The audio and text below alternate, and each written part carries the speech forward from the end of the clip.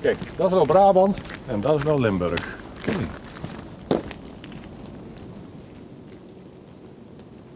De katholieke kerk in Nederland heeft het nu moeilijk. Dat was 300 jaar geleden niet anders. Toen moesten katholieken uitwijken om hun geloof te kunnen belijden. En dat is ook hier gebeurd, hè Jos, hier in Weertebos. Ja, bij de grenskerk, precies op de grens, letterlijk en figuurlijk. En in 1650, 1648 zelfs, hebben we hier de vrede van Münster getekend. En door de vrede te tekenen kwam je op een gegeven moment in onvrede terecht, waardoor het katholieke geloof in Limburg nog verkondigd mocht worden. Ja. En in Brabant had je het protestantengeloof en daar zat een echte scheiding tussen. En daardoor had je hier deze plek. En daar had je dus de mensen die uit Brabant het geloof in Limburg wilden gaan halen. Het katholieke geloof, kwamen ze op deze plekken terecht.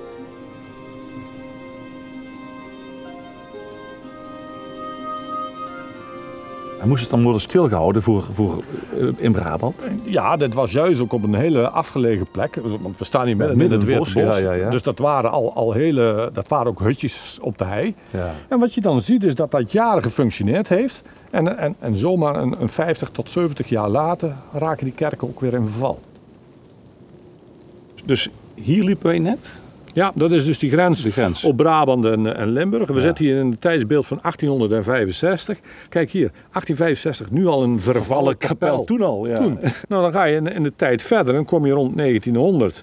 Dan zie je dus helemaal bij de grashut wordt er helemaal niet meer gesproken over die kerk. Ja. Of whatever ook. Ja. Pas later, na 1950, dan ontstaat er een kruisje. Een kruisje. Ja. En dus dat geeft aan dat hier een plek is. Wij weten dat hier vanaf 1950 die oude fundamenten weer gevonden zijn. Ja.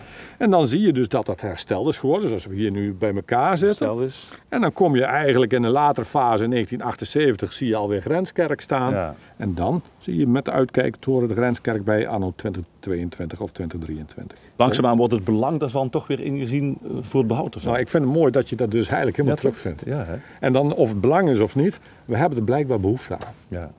En waarom is het voor jullie zo belangrijk dat deze grenskerk zo zichtbaar blijft? Het leuke is, wij hebben eigenlijk deze plek is weer teruggevonden. We hebben hem met ons 50-jarig bestaan hebben we geschonken gekregen van de gemeente Nederweert, of gemeente Weert. Ja. En daar hebben wij ook meteen beloofd dat we het onderhoud hier zouden pakken. En nu, anno 2023, hebben we hier een superstuk erfgoed liggen waar je dus een heel mooi verhaal bij kunt vertellen.